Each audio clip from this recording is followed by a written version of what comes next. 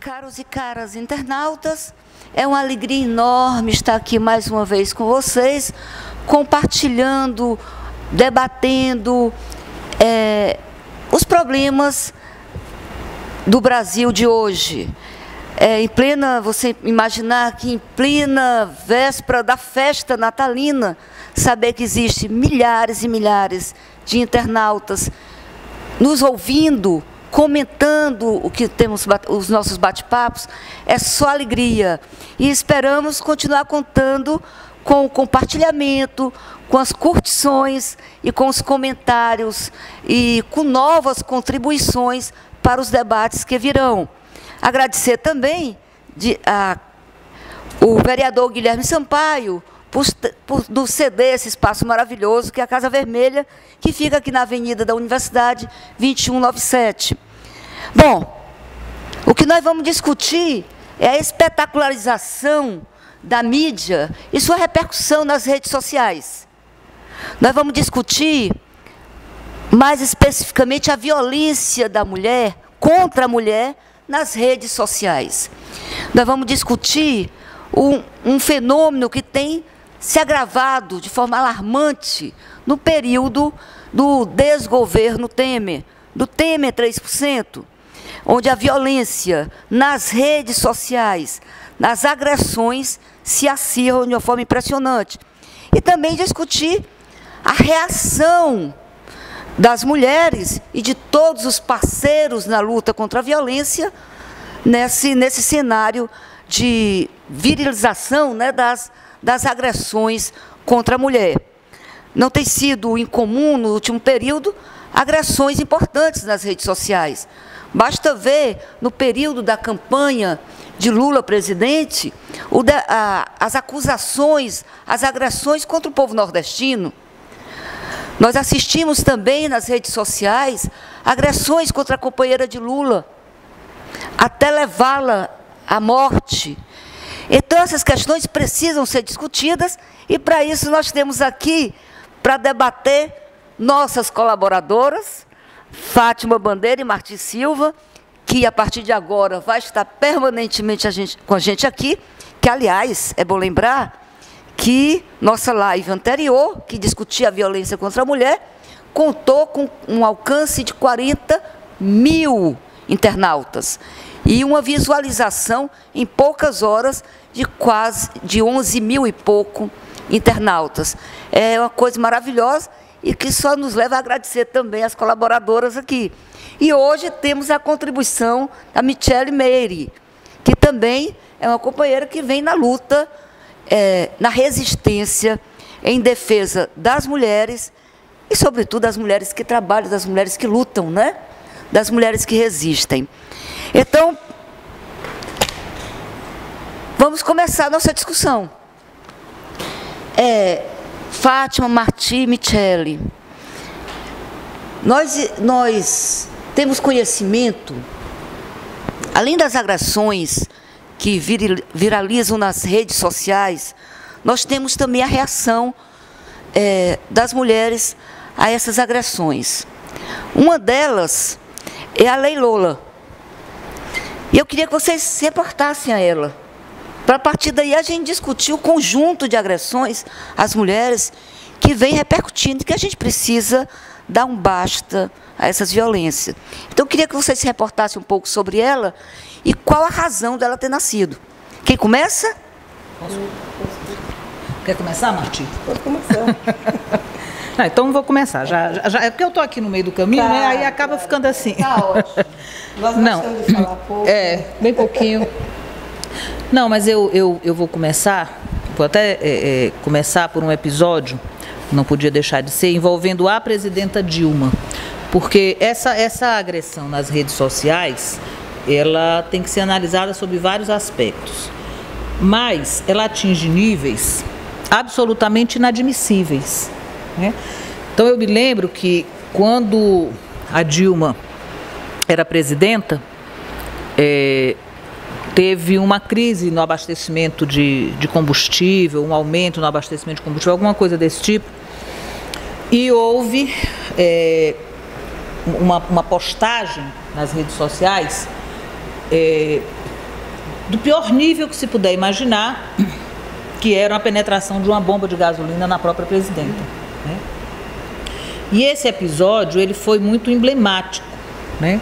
Porque eu me lembro que na época, quando a gente milita no Grupo Mulheres do Ceará com Dilma, nós fomos à Polícia Federal, fomos ao Ministério Público para denunciar aquele ato que era horrível. Foi uma postagem feita em Recife, por um internauta de Recife, que estava inclusive comercializando o adesivo. Foi um negócio assim brutal. E nós fomos tentar denunciar isso e abrir um processo, e a investigação da Polícia Federal, com uma delegada aqui do Ceará que cuida dessa parte de crime cibernético. E a gente não tinha uma lei específica, como a Lei Lola, que agora tem, da deputada Luiziane Lins, né, recentemente aprovada. Nós não tínhamos. Nós temos uma lei de enquadramento dos crimes cibernéticos, né?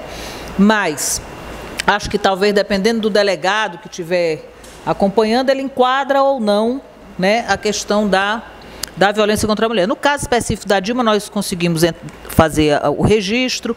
Esse registro foi anexado a uma outra denúncia nacional que já tinha sido feita pela Secretaria de Políticas para as Mulheres através da ex-ministra Leonora Menecute. Estivemos também no Ministério Público denunciando, mas a questão da Lei Lola, ela é fundamental porque ela dá mais foco no enfrentamento da questão dos crimes cibernéticos, né, contra a mulher especificamente, porque esse genérico, a Polícia Federal trata os crimes cibernéticos, né, os cybers, mas ele é genérico, ele é geral, vale para qualquer coisa. E no caso da Lei Lola, agora a gente tem uma especificidade para tratar da violência contra a mulher. Então é um avanço muito importante para a gente enfrentar, porque não é fácil o que a gente vê nas redes sociais, inclusive na nossa live, né, da semana passada. Um internauta entrou, uma internauta machista entrou também tentando desqualificar o nosso debate, né? Então, assim, isso é violência também, né? Não é só essas agressões como a da Dilma, ou como as ameaças que a Lola, que é a blogueira que dá nome à lei, sofre, né? Mas todo tipo de tentativa de desqualificação das mulheres. Na nossa live, infelizmente, entrou um machista lá para tentar desqualificar. Mas eu vou passar logo para a Marti, porque de Lei Lola ela entende bem mais do que eu, ela acompanhou mais esse processo. Bom, boa tarde aos internautas, às internautas.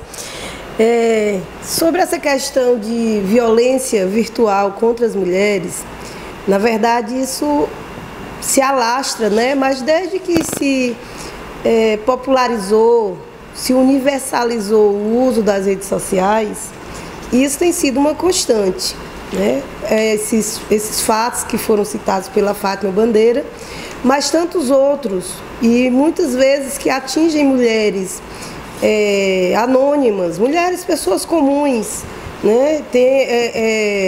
Tem sido muito comum, por exemplo, a divulgação de vídeos e de fotos íntimas de mulheres e de jovens, mulheres jovens, como ato de vingança de homens.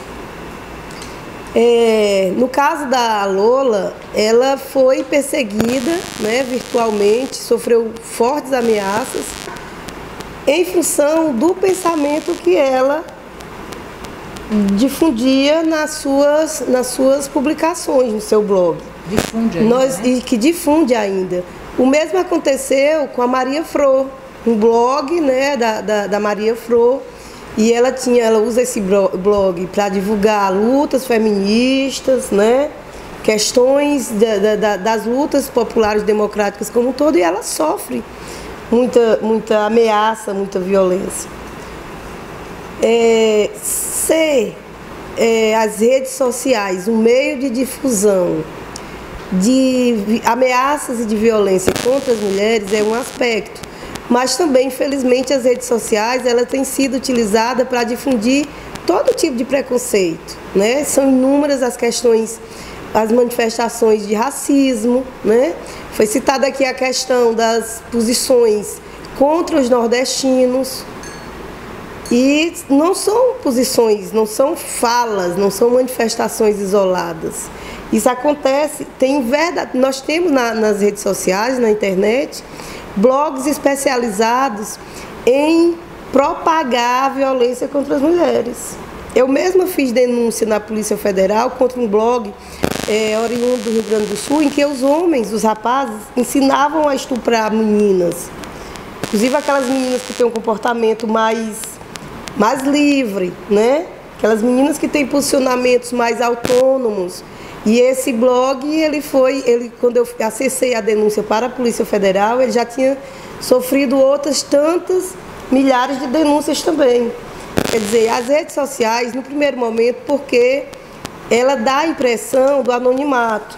Quem fala se sente no anonimato, mas na verdade ela não é.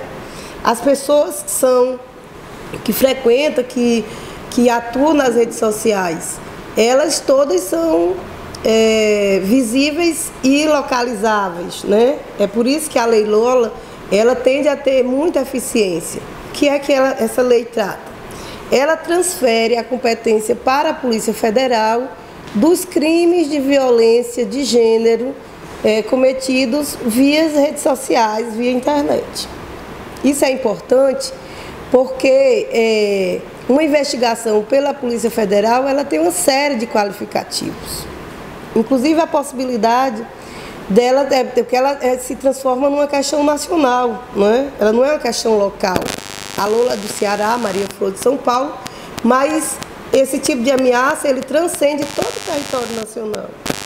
Quando uma menina tem a sua privacidade violada como vingança do ex-namorado, que isso tem sido comum, inclusive tem causado, infelizmente, suicídio de adolescentes que se veem nessa situação, estão ao alcance no território nacional e até fora do Brasil. Então é um crime que tem um impacto muito forte sobre as vítimas, né?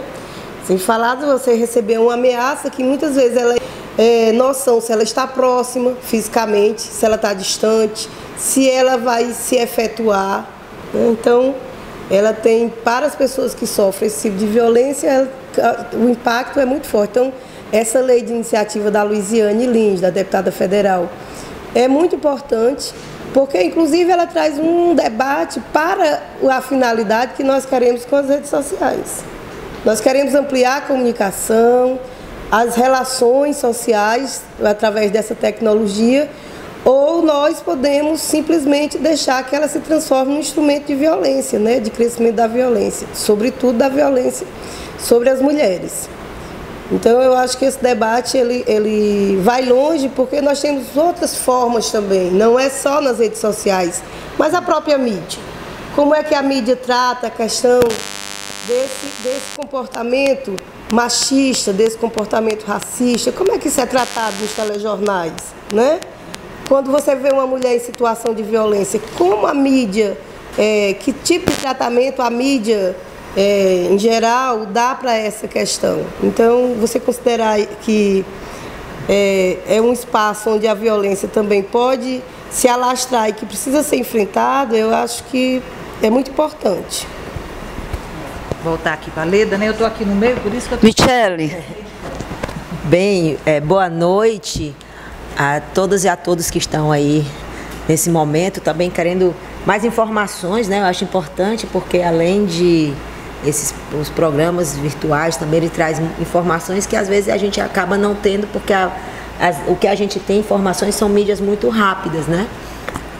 E aí é interessante a gente colocar que desde 2014 os crimes cibernéticos entraram no Código Penal, né? E assim, é muito recente, então tudo é muito novo.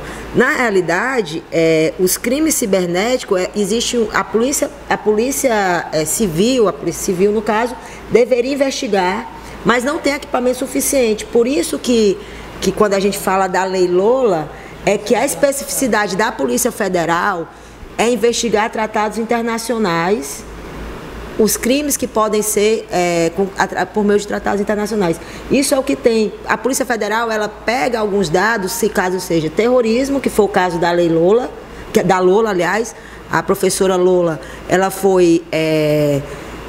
ela sofreu uma ameaça, na realidade foi falado para uma exoneração dela na Universidade Federal do Ceará, e para o reitor. E o reitor, né, passou isso para o órgão da Polícia Federal e foi tratado como terrorismo. E assim, é interessante também colocar, por que é importante a Polícia Federal? Porque esses sites, geralmente, eles estão locados fora do Brasil, entendeu? Então, assim, é muito difícil o acesso também a pegar esses sites. Você sabe que o IP a gente consegue localizar, mas quais são os pactos internacionais que tem que a Polícia Federal pode?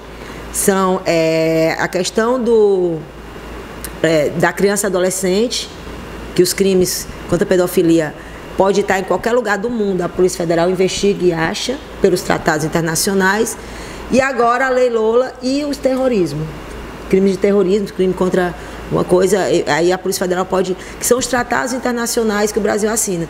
Então, assim, a Lei Lola vem a proteger também as mulheres dessa vulnerabilidade da rede social, porque a rede social, ela traz também, as redes sociais, elas trazem também para a gente uma forma de mobilização grande.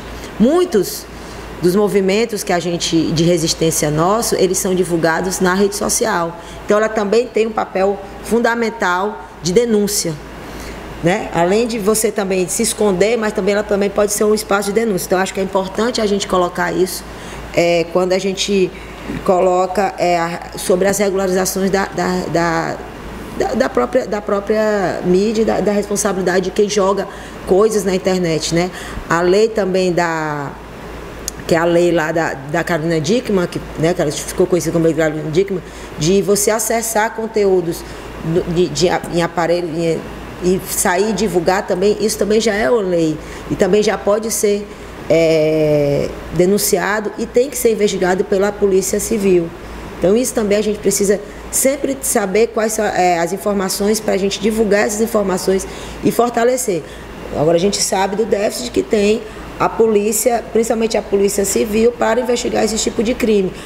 A expertise da Polícia Federal é bem maior. Inclusive tem que ter uma parceria Polícia Federal e Polícia Civil nessas questões, principalmente nas delegacias de crimes cibernéticos estaduais. No Ceará nós não temos ainda delegacia de crimes cibernéticos estadual, nós temos a federal, que atua a partir desses tratados que a Polícia Federal já tem, e se a Lei Lola aprovada no Congresso Nacional, também passa a Polícia Federal a ver as investigações contra os crimes das mulheres. E aí a gente vê também a dificuldade, inclusive, de colocar o feminicídio como um crime específico. Aí a gente tem relatórios da Comissão da Violência contra a Mulher também que fala sobre isso. Como tipificar o crime de feminicídio e a dificuldade dos delegados, dificuldade inclusive do machismo mesmo, de dizer que aquilo ali foi um feminicídio, que por conta de ser uma mulher, do gênero, e ele matou exatamente por essa condição. Então é isso, eu vou passar aqui para a gente poder continuar o nosso debate. E lembrando que, lembrando a sua própria fala anteriormente, né, antes de conversarmos, as ameaças que Lula sofreu, né? Eu estava vendo a reportagem sobre o caso do estupro coletivo da garota de 16 anos, onde a delegada que estava apurando o caso também estava sendo ameaçada. Então, a situação, Lola, me parece que também sofreu importantes ameaças, não é isso? Uhum. Fala dela. A Lola foi por diversas vezes foi fazer boletim de ocorrência com ameaças de todo tipo, né? Assim, principalmente dessa que o reitor recebeu, era que seria 300, se ela não fosse exonerada, iria ter que recolher 300 pedaços, isso é relato dela, inclusive.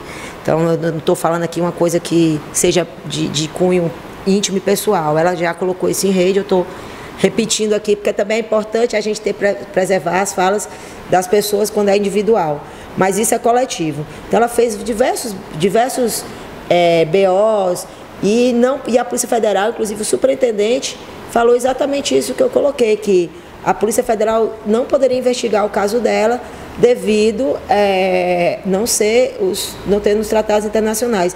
E aí eu vou falar um pouco também sobre a experiência, posso até colocar aqui agora, do estupro corretivo. Na época que eu estava coordenadora na época do governo federal, coordenando a pasta LGBT.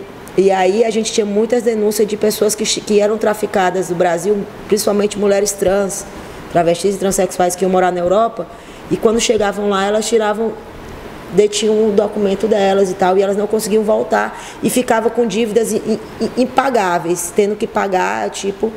E aí a gente acionou a Polícia Federal para tentar também ver esses tipos de crime. E a Polícia Federal, na época, agora eu não sei se ainda está tendo, mas que é interessante, que ela atende a mulher. A Polícia Federal, em alguns países da Europa, fez um trato que tem um telefone que você liga e você fala diretamente com o policial brasileiro. Mas isso é por causa das mulheres. E a gente, inclusive, queria ampliar, sabendo que também não vai ser muitas denúncias, mas sabendo que essas mulheres trans serem atendidas nesse caso. E outro caso que a gente reportou à Polícia Federal, que também é uma lacuna que existe, que a gente precisa ter lei, né, para tudo, inclusive para essa proteção, foi a história das internets desse estupro corretivo. Porque o estupro corretivo também tem uma página dizendo como fazer na realidade eles chamam de estupro corretivo porque a pessoa é lésbica e ela vai se corrigir a passar a ser heterossexual a partir desse crime. Então, assim, eles falam como é que você faz toda essa prática contra a mulher lésbica ou bissexual e que devem fazer essa correção da sexualidade. Então, a internet é usada também para isso e a gente precisa colocar a Polícia Federal, que é o que tem a expertise, volto a dizer, e a melhor tecnologia para fazer esse tipo de investigação. E é cada vez mais, e, assim, pelo boom das mídias, da rede social, é necessário uma proteção do indivíduo quanto àquele espaço que ele está, ou que ela está, né, no sentido final da palavra, e de proteção no governo brasileiro nesse sentido. Aliás, um tema importante a gente discutir é a questão do tráfico de mulheres, né?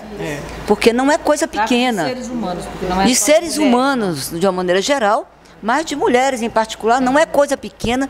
E eu diria, sem medo de errar, tem ajudado a movimentar a economia mundial. Sim. Em crise profunda. Então, é uma rede internacional que movimenta a economia e sustenta governos inteiros. Então, é um tema que merece a nossa atenção. Mas vocês estavam falando agora, vocês falaram tanto da questão do comportamento livre. Não sei a dimensão do que seja comportamento livre, mas não sei se todos os internautas e as internautas assistiram, mas foi muito divulgado o estupro coletivo de uma garota de 16 anos. E logo em seguida uma garota de 12 anos. E nesse estupro coletivo, vem a história do julgamento que tanta grande mídia, como a mídia digital, divulgou, passando a ideia, a culpabilidade da vítima. A vítima passa a ser culpada. Às vezes associando porque não era mais virgem, ou porque vestia um vestidinho curto, né? Uma situação grave que repercute. E exatamente esse caso que eu lembrava aqui, a delegada de um desses casos estava sendo ameaçada. E os criminosos acabam passando como também o que vai corrigir a menina de comportamento livre. Quer dizer, se você vai para uma balada à noite, teu erro, como mulher, ter ido para a balada à noite, porque o lugar de mulher é dentro de casa. Se foi, merecia algo desse tipo. Me parece que passa um pouco dessa ideia nas mídias, né? Eu acho que são coisas para a gente compartimentar um pouco o debate. Porque eu acho que uma coisa é o que significam as redes sociais. Elas têm, a Michele disse rapidamente, elas têm um papel importantíssimo de quebrar o monopólio da fala. A mídia tradicional, ela é monopólio, né? Só há o emissor, a gente só escuta, não tem capacidade de intervir, não tem possibilidade, a não ser não assistindo. Então, é um monopólio muito grande da palavra. E as redes sociais, elas vieram a partir da internet, né? Na verdade, as redes sociais, a internet, de uma maneira geral, ela nos permitiu alterar essa relação, né? Onde qualquer pessoa é um produtor de conteúdo. Então, a gente não tem só a mídia tradicional gerando conteúdo. Hoje, as redes sociais, a internet geral, são as maiores produtoras de conteúdo. O problema é um pouco o que a Michele diz. É preciso que a gente tenha uma legislação capaz de dar conta desses crimes, porque se a gente raciocinar, isso é uma coisa muito nova ainda, né? Isso tem o quê? 20 anos? Meu primeiro computador foi há 20 anos atrás, eu acho, quando a gente ainda era, a nossa coisa era a RNP, era a Rede Nacional de Pesquisa, a nossa grande provedora. Eu era professora da universidade e a gente não tinha esse monte de provedor. Então, quer dizer, é uma coisa muito nova ainda. E a nossa legislação, mesmo a legislação mundial, ela ainda não deu conta desse novo mundo, que é as redes sociais. Desse novo mundo do que nós estamos fazendo agora. Como é que se imaginava há 20 anos atrás que a gente poderia estar fazendo esse debate aqui na rede social com o alcance que ele tem? Isso não existia, né? E ela tem vários novos mecanismos e ferramentas que a toda hora surgem. E ao surgirem esses mecanismos, esses aplicativos, essas novas ferramentas que permitem milhões de coisas, né?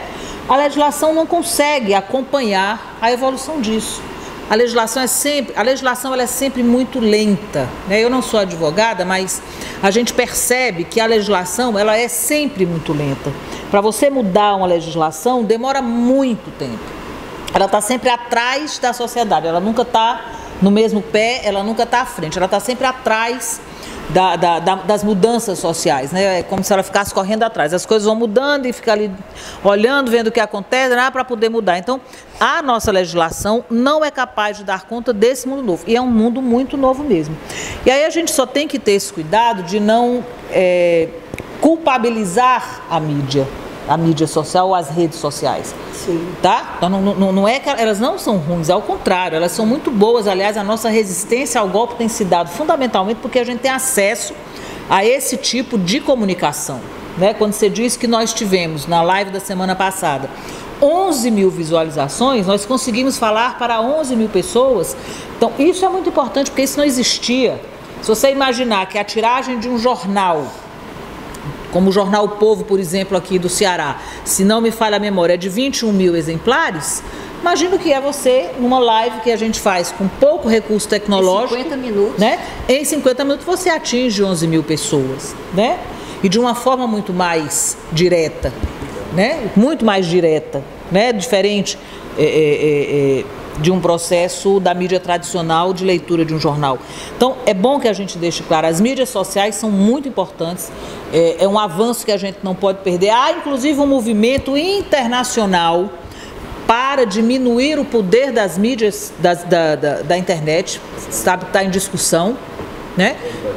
Está em discussão um projeto nos Estados Unidos para controle da internet.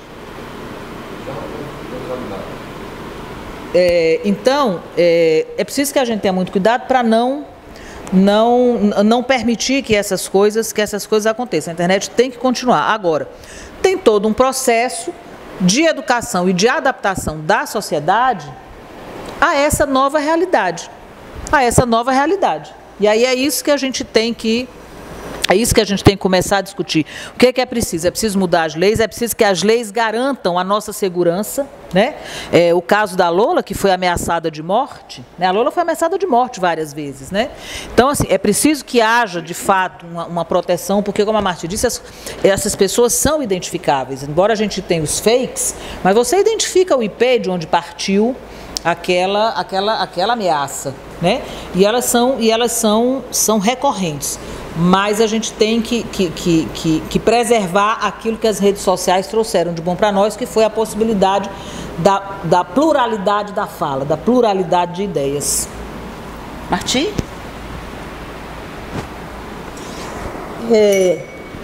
De fato, tudo que amplia a possibilidade de comunicação, que dá voz às pessoas, à sociedade como um todo, é muito importante.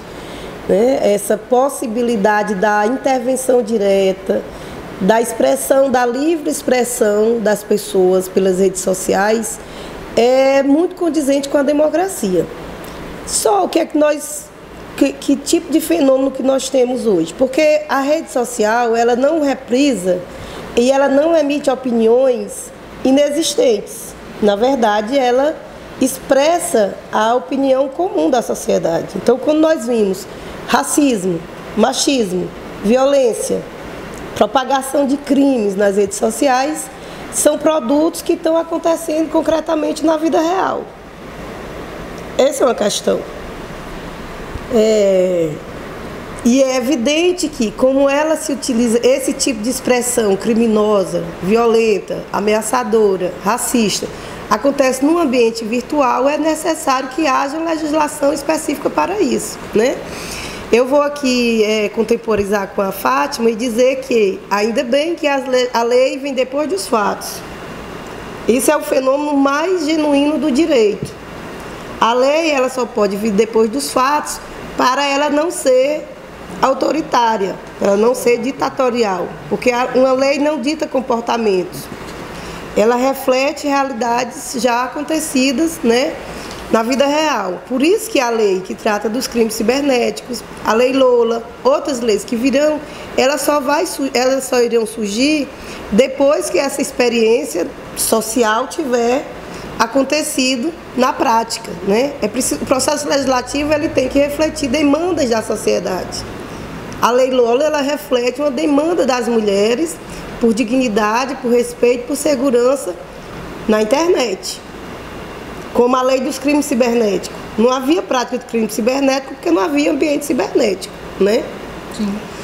Então, essa legislação, ela tende a se aprimorar, ela tende a avançar. A internet é importantíssima porque ela garante isso, ela garante a livre expressão das pessoas, ela quebra o monopólio da mídia tradicional e ela dá voz às pessoas. Se não fossem as redes sociais, e aí tocando um pouco, comparando isso com o monopólio da mídia hoje, se não fossem as redes sociais, nós não teríamos contrapontos em várias informações, né, no que se chama narrativa.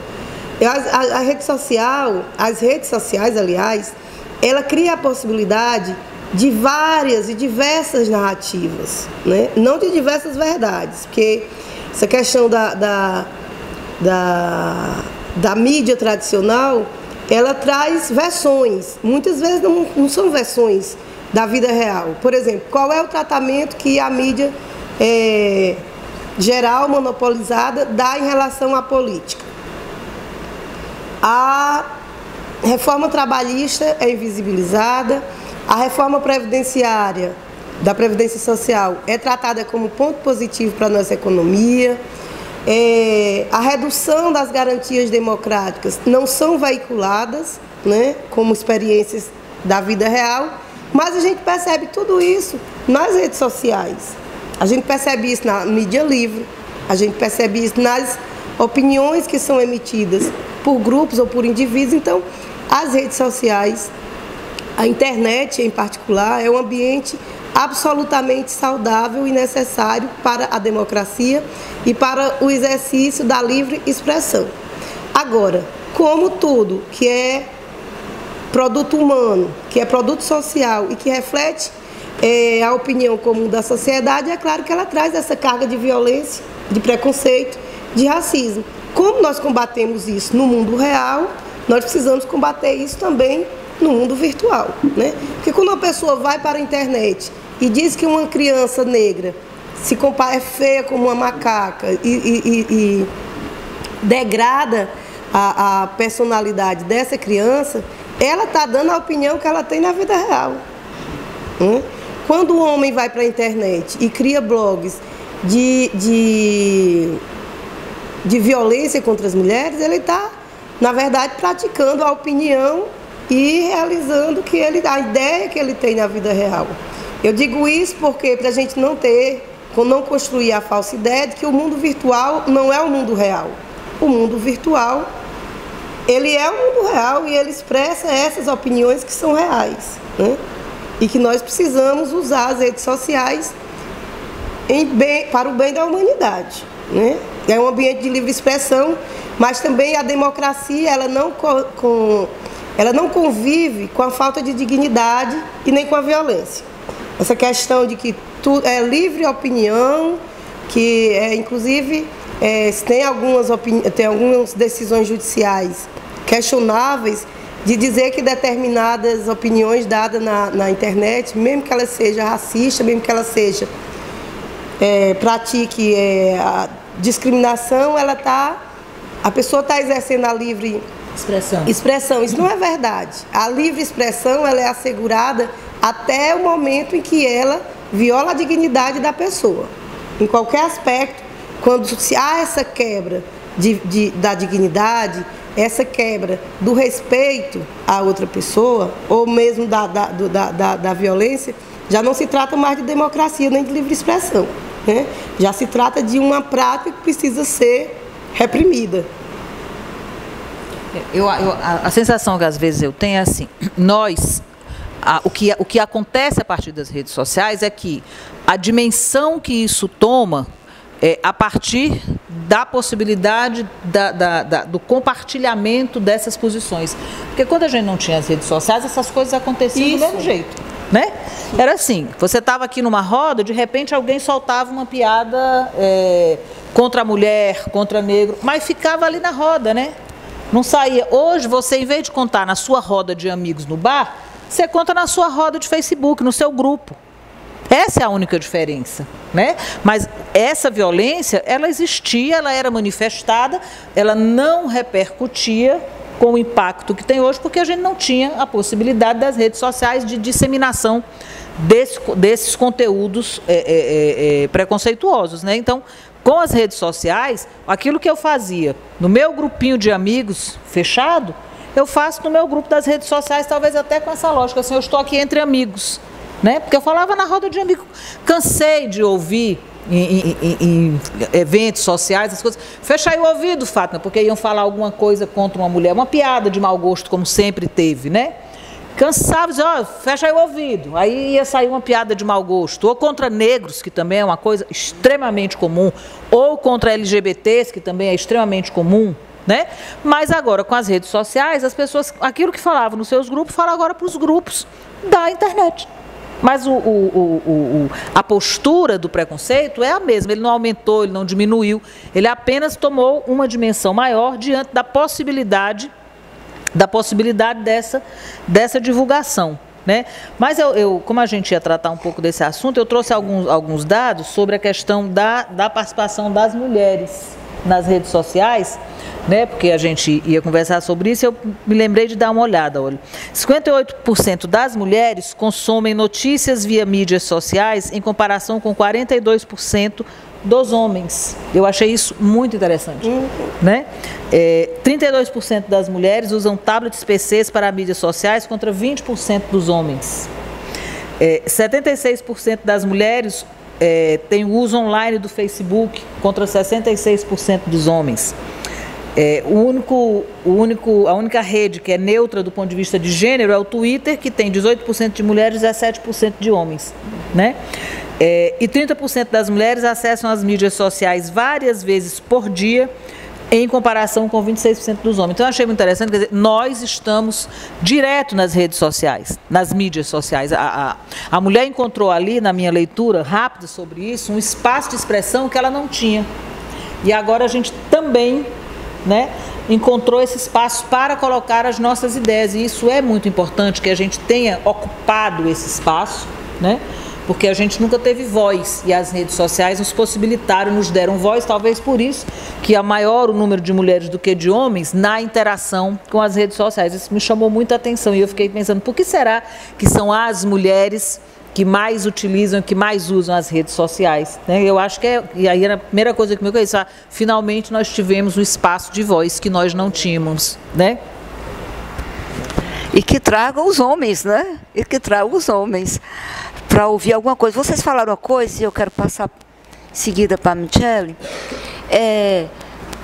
De fato, o lugar que as redes sociais aparecem é alternativa à mídia tradicional. Mas a mídia tradicional não acabou, né? E ela, como eu coloquei inicialmente, continua transformando num verdadeiro show a tragédia da vida humana. Inclusive a tragédia que envolve a mulher. E eu me lembrava de um documentário que foi lançado em 2015, se não me falha a memória, da Lívia Pérez, um documentário que ganhou já vários prêmios. Quem Matou Eloá. Não sei se todos se lembram. Eloá morreu, o crime, o assassinato, foi em 2008, cometido pelo ex-namorado, que prendeu na sua própria casa, no próprio apartamento dela, por 5 horas. Por 5 dias, aliás, desculpa. Por 5 dias a polícia ficou lá, negociando com o rapaz. E a imprensa toda mobilizada. E o mais interessante que o documentário aborda, como análise crítica do fenômeno, é como a imprensa entrevistava o assassino, que logo depois assassinou, depois de 5 dias. Como entrevistava. E a imprensa passava a ideia de que era um caso de amor. Quase um caso de Romeu e Julieta. Quer dizer, era o crime por amor. E ao final, a imprensa até colocava o seguinte, os repórteres, né? No final ela vai perdoar. Mas o final não perdoou, o final foi sangue. Foi sangue que aconteceu. A garota foi morta. Então a imprensa, a mídia tradicional, continua formando a opinião e no contexto, pegando a tua deixa, Marti, da questão da dimensão política, num contexto de estado de exceção que nós estamos vivendo, isso se agrava. Isso é importante a Lei Lola, porque a gente tem alguma coisa do ponto de vista legal de se apoiar, né, para nos apoiar. E é um instrumento de divulgação. Quem de todos nós, internautas, conhece a lei? De onde partiu a iniciativa? Poucos, ou quase ninguém. Sim, é muito nova. Então esse é o momento da gente divulgar que a gente tem esse instrumento. Agora me vem a questão. Como derrotar? Como garantir que a lei seja um fato, seja um instrumento real das mulheres num contexto de estado de exceção? Nós temos aí o anúncio, no dia 24 de janeiro, que nós não vamos deixar, diga-se de passagem, da condenação do Lula. Sem prova nenhuma. Eles decidiram que Lula vai ser condenado. Previamente. Nós não vamos deixar, porque nesse momento nós estamos começando a lançar comitês pela democracia e em defesa de Lula.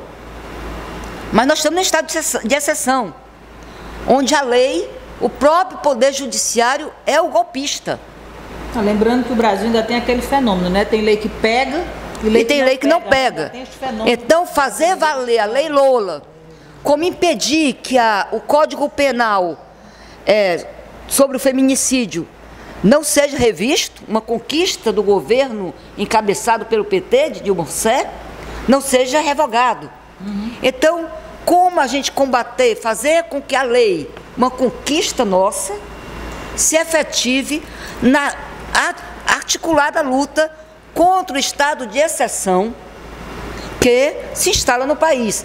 Eu passo para a Michele e depois volto para vocês. É importante só a gente citar aqui que é uma PL aprovada pela Câmara e ainda vai passar pelo Senado. Então, é importante esse momento, inclusive, da gente estar fazendo uma mobilização pela aprovação dela. Ela foi aprovada na primeira Casa Legislativa, que é a Câmara Federal, né? Que foi exatamente agora, é um projeto de lei, mas ela passa para o Senado e com certeza, pelo que a gente, com certeza sim, né? Bem otimista, mas como a gente já tem também alguns senadores já se colocaram a favor, e é uma lei que vem inclusive a proteger as mulheres, é uma onda, essa proteção das mulheres a gente vê que é necessária pelos índices de crimes contra a mulher, e são crimes que não são crimes oriundos da violência urbana, e sim crimes direcionados pela condição de ser mulher na sociedade, e que vem com resquício do patriarcado e do machismo. Então a gente precisa pautar isso. É importante a gente dizer também que a lei do feminicídio, por exemplo, ela recebeu foi feita uma lei popular, que é chamado de uma... Lei de iniciativa popular. É tipo uma solicitação de iniciativa popular que a gente sabe que ela é organizada principalmente por homens brancos, héteros, golpistas, né? Que querem exatamente que essa lei passe a revogação dessa lei do feminicídio, sem qualquer cuidado de fazer um levantamento sobre o impacto dessa lei no Brasil, apenas para tirar direitos conquistados em governos progressistas e por sinal, em momentos que a gente está vivendo, que é um momento que nós mulheres, agora mesmo, há alguns dias, foram uma mulher foi queimada com um filho dentro de casa. Por exemplo, aí eu vejo a vitória que a gente teve da Lei Maria da Penha. Né? A Lei Maria da Penha é consolidada no nosso país hoje porque nós fizemos isso. Porque nós pegamos essa lei dizendo a necessidade que essa lei tem, né? Que ela é importante para nós. Então a gente tem que também saber pegar as leis e levar na luta, né? E ser uma lei realmente de uso e não entre nesse caso como está falando do desuso. A outra coisa é quando a gente fala liberdade de expressão. A liberdade de expressão, ela existe inclusive para a liberdade religiosa, né? Para você falar. Agora, esquece que a liberdade de expressão também tem a questão da disseminação do ódio, que isso deve ser colocado e que os meios de comunicação, eles se colocam. É uma linha fácil de você disseminar isso. A questão do direito à liberdade, né? Alguns filmes que a gente vê, por exemplo, que botaram na internet, né? Tem um filme que, se eu não me engano, lembrar agora, que ele fala sobre as pessoas morriam comendo. E ele era passado diretamente na internet, e quanto mais acesso tinha à internet, mais essa pessoa morria mais rápido e tal. Então, assim, ver a banalização também que a gente pode ter e até onde pode ir a maldade e a bondade humana. Eu acho que a gente pode usar, sim, a internet. Hoje tem vários instrumentos que você também pode bloquear, tem que ter instrumentos de proteção do sujeito na internet. Isso também deve ser colocado. A gente entra, às vezes, em alguns sites, a gente tem coisas que a gente não sabe até qual a proteção que você tem ao adquirir, até, tipo, quando você baixa aplicativo no seu celular e você autoriza, autoriza algumas coisas, porque senão o aplicativo... A divulgação dos seus dados. E aí, qual é o limite da divulgação dos seus dados? É a divulgação de amigos que você tem? Ou a conta bancária que você pode divulgar durante uma transação, sei lá? Isso vai ser? Isso está no contrato lá? Então, assim, a gente precisa ter mais, eu acho que é importante também a gente ter mais conhecimento de proteção da rede, nas redes. E acho que é uma coisa interessante que depois poderia até ver, de como a gente conversar com as mulheres, que aí mostra que as mulheres passaram a ter espaço na rede social, porque a rede social não tem o outro lá cesseando a sua fala, ou lhe criticando durante a sua fala, que muitas vezes a mulher numa roda não fala, porque eu já ouvi muito, inclusive em restaurante. Eu fiquei muito, assim, você vai para um restaurante e tal, e o cara diz assim, cala a tua boca. E eu só vejo isso com mulheres. Se o cara falar isso com um homem, o cabalho, eu vou calar minha boca o quê? Pá, vai ter murro, vai ter briga. E com a mulher, ela é oprimida dessa forma.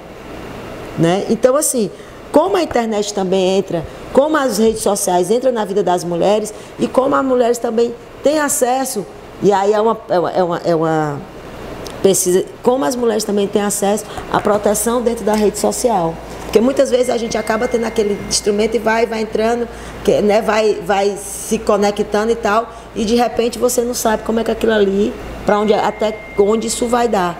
E é importante, eu acho que nesse sentido. E aí a gente dizer que a violência que ela começa, né, é importante a gente sempre frisar isso, que ela começa a violência psicológica, a violência física, e essa violência psicológica também, principalmente na rede social, que a gente vê as pessoas... a questão do suicídio. A pessoa, a rede social, ela expõe sua vida a ponto de você não se ver mais na sociedade. Então, assim, se você não se vê mais no espaço da sociedade, e você acaba cometendo suicídio. E isso é grave, porque você expõe a vida da pessoa e a pessoa não se vê mais em espaço nenhum, porque a rede social, às vezes, é até mais importante quanto o visual, e aí é legal a professora Fátima colocar aqui um pouco, quando você fala de comunicação e a sua imagem. Porque a sua imagem não é só, né, é tudo aquilo que você constrói socialmente, e aquilo pode ser destruído em qualquer minutos através da rede social, principalmente quem não tem muita fortaleza ainda no si, né? Você não está fortalecido, estrutura emocional, e aí você vê os adolescentes e tal nesse sentido. Então é importante a gente também colocar isso. Não, o uso das redes sociais, quer dizer, é um pouco isso. A gente não se educou para as redes sociais. Nós estamos num processo, assim como as leis não se adaptaram, a sociedade também agora que está se adaptando a esse processo das redes sociais, e aí você tem vários aspectos em que o uso da internet ele pode ser prejudicial também, porque a gente não foi educada para utilizar, como a gente também não foi educado para a mídia tradicional, né?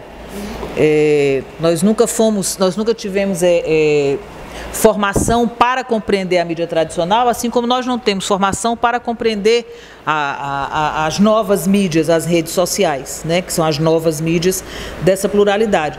E esse é um problema educacional, né, porque quando você fala da mídia tradicional, do monopólio da fala da mídia tradicional, essa mídia, ela é no Brasil, no caso do Brasil comercial, ela é um reflexo da sociedade, então ela não pode fazer uma programação que não venha de encontro ao que a sociedade quer assistir, ao que a sociedade quer ver. Então ela reflete muito, né?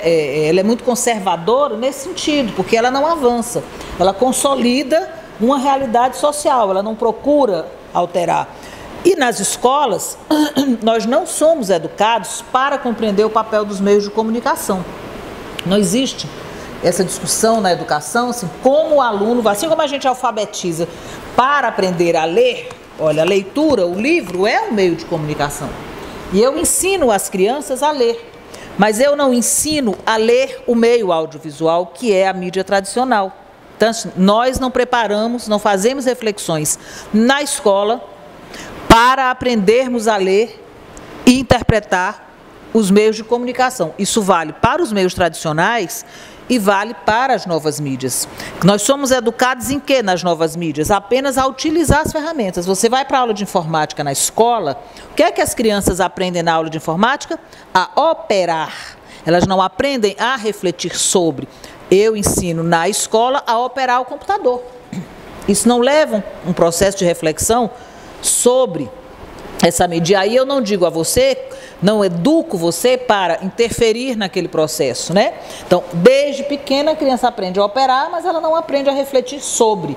Então, ela vai se comportar na mídia, nas redes sociais ou em relação à mídia tradicional, da forma que ela bem entender, sem qualquer reflexão. E como a gente não compreende o papel dessas mídias, acho que a Marti ou a Michele, não lembro, falou aqui, porque você pensa que você não está sendo visto. Não, a invisibilidade, né? Eu estou atrás. E não é verdade, eu não estou atrás, né? Eu estou, sim, muito visível, né? Eu não apareço ali, eu não boto a minha fotinha lá no Facebook ou no Twitter, boto lá uma bandeira, uma coisa, mas eu sou uma pessoa identificável, eu sou uma pessoa real e identificável a qualquer momento, né? Mas isso não fica claro, porque eu dialogo com pessoas que eu não vejo. Eu dialogo com pessoas que para mim são irreais. O meu círculo de amigos na rede social não é o meu círculo de amigos de convivência pessoal. É o círculo de amigos virtuais. Eu não os conheço, eu não sei o que eles fazem, eu não sei onde eles moram, eu não sei direito nem o que eles pensam, a não ser aquilo que eles postam ali. Então, essa falsa sensação de que eu sou virtual, né? Mas na realidade eu sou uma pessoa real e sou localizável, mas o meu comportamento é assim, olha, ninguém sabe quem eu sou, eu posso fazer qualquer coisa, né? Então acho que é muito importante a gente abrir a discussão assim, como é que se faz o processo de educação para lidar com as mídias, seja a mídia tradicional, eu sempre briguei por isso na faculdade, seja pela mídia tradicional, seja nas novas mídias. A gente tem que educar a população para... Por que a gente não faz isso? Porque aqui é comercial. A própria internet é comercial, né, gente? Nós não podemos esquecer que nós somos bombardeados a todo momento por propagandas diretas ou subliminares na internet, né? Eu não posso esquecer que todos os meus dados, quando eu autorizo um aplicativo, vão ser utilizados pelo Google para os anunciantes colocarem o anúncio que eles acham que me interessa. Isso a gente não compreende, quer dizer, a maioria das pessoas não sabe que quando ela está ali acessando e instalando uma ferramenta, um aplicativo novo, que diz assim, você autoriza que a internet acesse os seus dados, não sei o que, ela está autorizando o quê? Ela autoriza, né, para poder ter acesso, porque se você não autorizar não tem acesso, aí não baixa o aplicativo, né? Você não baixa o aplicativo. Se eu não autorizar, ele não baixa. Então, eu autorizo e aquilo é utilizado comercialmente. Aí é vendido para fábrica de perfume, para fábrica de brinquedo, para fábrica de sapato, para quem quiser me vender qualquer coisa, né? Então, a internet é comercial também. Apesar de nós termos essa liberdade de fala, mas ela é um instrumento comercial, sim, dentro dessa nossa sociedade capitalista, que hoje, vocês sabem que uma empresa de internet, acho que as maiores empresas do mundo, as que valem mais dinheiro, são exatamente as empresas de internet, né? São as mais valiosas, tem um mercado específico, tem uma bolsa de valores específica, que é a Nasdaq, né?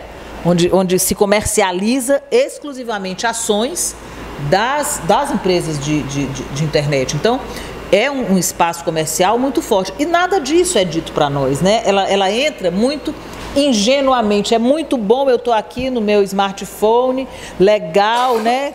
Pronto, acesso tudo, vejo tudo, acesso Facebook, Twitter, Instagram, sei lá o quê. Mas isso tudo é comercial. Isso tudo tá dentro do mercado e a lógica de funcionamento é a lógica de mercado. Mas a gente e aí a gente não conhece, a maioria dos internautas não tem a menor dimensão do que efetivamente são, do ponto de vista do comércio, a internet e as redes sociais em particular, né? Eu acho que a gente precisa começar a abrir essa discussão sobre como educar, para a gente, inclusive, vencer avançar, Michele, nessa coisa de barrar, não só pela lei, mas para avançar a reflexão da sociedade, do que não basta só a lei, não. Para além da lei, para a gente mudar a nossa percepção do que são esses meios de comunicação, né? Eu quero ouvir a Marti, mas antes eu queria só ressaltar aqui a participação dos nossos internautas e das nossas internautas. Continua os comentários, continua curtindo, continua compartilhando. Então, queremos, nessa reta final, que continue com a gente. E também agradecer, mais uma vez, o espaço da Casa Vermelha, cedido pelo vereador Guilherme Sampaio, onde nós temos ocupado com nossas lives. E aí, Marti, volto para você, mas gostaria de ressaltar a questão, e volto para você, Fátima, sobre a relação desse momento de estado de exceção, de condenação, de tentativa de condenação do Lula em 24 de janeiro, que, aliás, coincide com o ano de morte da Marisa, não é à toa isso, e a nossa luta em transformar as leis, sobretudo as leis novas, como as leis, que é o tema do nosso bate-papo de hoje, dos crimes cibernéticos, é fazer valer, sem revogar, sem destituir, sem destruir o golpe instalado há 1 ano e 9 meses nesse país. Bom, Martim, só uma questão. Como nós estamos na nossa reta final, nos resta pouco menos de 15 minutos, a gente poderia fazer as considerações finais, e eu estou vendo que tem livros nas mesas. Tem livro. Então aproveitem para indicar esses livros, né, para os nossos e nossas internautas. Certo. Na verdade, eu acho que a Fátima colocou uma questão muito interessante, que é o grau de conhecimento, de consciência que nós temos dos instrumentos de comunicação. Isso serve para as mídias tradicionais, que muitas vezes a palavra da mídia tradicional é dada como verdade, e isso produziu, na nossa experiência histórica mais recente, a construção do ódio político, por exemplo. Primeiro, a propaganda da antipolítica, a divulgação de que política é uma coisa ruim, é um campo negativo, é espaço de corrupção, numa tentativa ideológica clara de afastar as pessoas desse mundo, desse meio, né, de atuação, que deve ser coletivo. Inclusive, a política deve ser exercida fora do aparelho estatal, mas se criou na mídia tradicional todo um repertório negativo para a política. Em seguida vem a criminalização de um setor da política, que é da esquerda, particularmente o Partido dos Trabalhadores, e dentro do Partido dos Trabalhadores a figura da sua principal liderança, que é o Luiz Inácio Lula da Silva. E essa mídia, assim, pegando esse momento de exceção, o que é que ela produz? Ela produz o que muitos vêm chamando hoje de neoverdade, né? Que é a construção de narrativas que necessariamente não correspondem à verdade dos fatos. E isso, na criminalização do presidente Lula, foi um artifício muito utilizado no sentido de criminalizá-lo sem elementos de prova. O Lula vai ser julgado até todas as pedras do calçamento da cidade de Fortaleza, quiçá do Brasil inteiro, sabem, têm noção da inocência ou da falta de provas contra o presidente Lula. Mas a informação da sua condenação já é dada como certa. Já é dada como certa. Então, nós precisamos construir um pensamento crítico, e eu tenho minhas dúvidas, Fátima, se esse pensamento crítico se constrói exclusivamente no meio educacional. Nós precisamos, enquanto sociedade, resgatar a ideia do pacto social, que é baseado num contexto, numa construção ética, né? Por que as redes sociais elas vicejam tanto o ódio, tanto a discriminação, a violência? Eu acho que falta mais do que inclusão dessa temática nos currículos escolares, mas falta na sociedade como um todo a reflexão sobre liberdade. O que é liberdade? Se faz o uso da palavra e do conceito de liberdade de forma enviesada. Eu não posso ser livre para lhe discriminar. Eu não posso ser livre para ser violenta com você, porque isso é a quebra do pacto social que prima por um projeto civilizatório avançado. E a escola é muito limitada para isso, né? A escola é muito limitada para isso. Então, vamos pensar o seguinte: o que falta na sociedade não vai ser dado pela escola, né? Nós não podemos ter a expectativa de que a sociedade vai criar homens e mulheres decentes, generosos, éticos, se nós, sociedade, não temos essa produção, não temos esse comportamento. Então, nós precisamos refletir que o que vai para as redes sociais é o comportamento cotidiano da maioria das pessoas. E também precisamos refletir no papel da mídia, das redes sociais, nessa questão do estado de exceção, e é uma questão contraditória. As redes sociais não são os nossos inimigos, né? São, como já falei aqui, são instrumentos super importantes, inclusive para o exercício da livre expressão. Mas essa livre expressão ela tem que ser contextualizada dentro de um pacto social do respeito à dignidade, da paz social, da justiça social e do bem comum coletivo. São palavrinhas que muitas vezes sugerem para a gente que estão fora de moda, mas eu acho que a gente precisa trazer esses conceitos, essas palavrinhas para o nosso cotidiano e refletir por que é que elas estão tão ausentes nos comportamentos. Então, ela não pode fazer uma programação que não venha de encontro ao que a sociedade quer assistir, ao que a sociedade quer ver. Então, ela reflete muito, né? Ela é muito conservadora nesse sentido, porque ela não avança, ela consolida uma realidade social, ela não procura alterar. E nas escolas, nós não somos educados para compreender o papel dos meios de comunicação.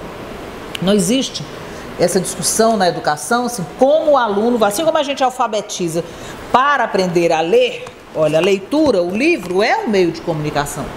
E eu ensino as crianças a ler, mas eu não ensino a ler o meio audiovisual, que é a mídia tradicional. Então, nós não preparamos, não fazemos reflexões na escola para aprendermos a ler e interpretar os meios de comunicação. Isso vale para os meios tradicionais e vale para as novas mídias. Nós somos educados em quê nas novas mídias? Apenas a utilizar as ferramentas. Você vai para a aula de informática na escola, o que é que as crianças aprendem na aula de informática? A operar. Elas não aprendem a refletir sobre.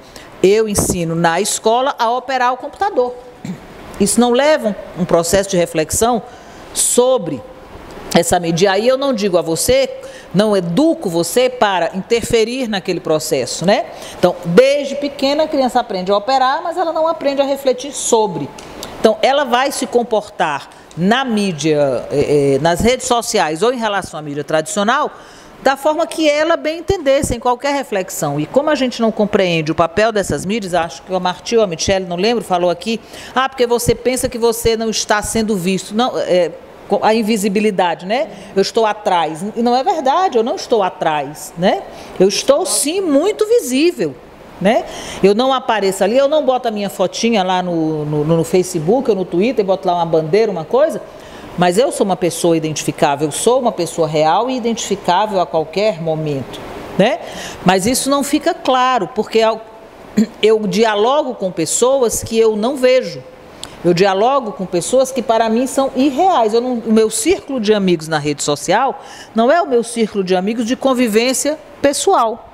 É o círculo de amigos virtuais. Eu não os conheço, eu não sei o que eles fazem, eu não sei onde eles moram, eu não sei direito nem o que eles pensam, a não ser aquilo que eles postam ali. Então, essa falsa sensação de que eu sou virtual, né? Mas, na realidade, eu sou uma pessoa real e sou localizável. Mas o meu comportamento é assim, olha, ninguém sabe que eu sou, eu posso fazer qualquer coisa, né? Então, acho que é muito importante a gente abrir a discussão assim, como é que se faz o processo de educação para lidar com as mídias, seja a mídia tradicional, eu sempre briguei por isso na faculdade, seja pela mídia tradicional, seja nas novas mídias.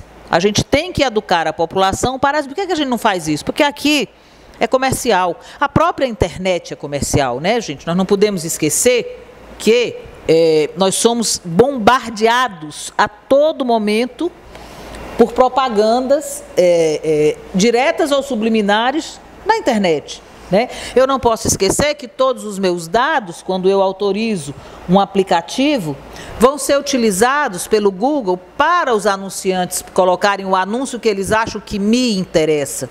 Isso a gente não compreende, quer dizer, a maioria das pessoas não sabe que quando ela está ali acessando e instalando uma ferramenta, um aplicativo novo, que diz assim, você autoriza que a internet acesse os seus dados, não sei o que, ela está autorizando o quê? Ela autoriza, né, para poder ter acesso, porque se você não autorizar não tem acesso, aí não baixa o aplicativo, né? Você não baixa o aplicativo. Se eu não autorizar, ele não baixa. Então, eu autorizo e aquilo é utilizado comercialmente. Aí é vendido para fábrica de perfume, para fábrica de brinquedo, para fábrica de sapato, para quem quiser me vender qualquer coisa, né? Então, a internet é comercial também. Apesar de nós termos essa liberdade de fala, mas ela é um instrumento comercial, sim, dentro dessa nossa sociedade capitalista, que hoje, vocês sabem que uma empresa de internet, acho que as maiores empresas do mundo, as que valem mais dinheiro, são exatamente as empresas de internet, né? São as mais valiosas, tem um mercado específico, tem uma bolsa de valores específica, que é a Nasdaq, né?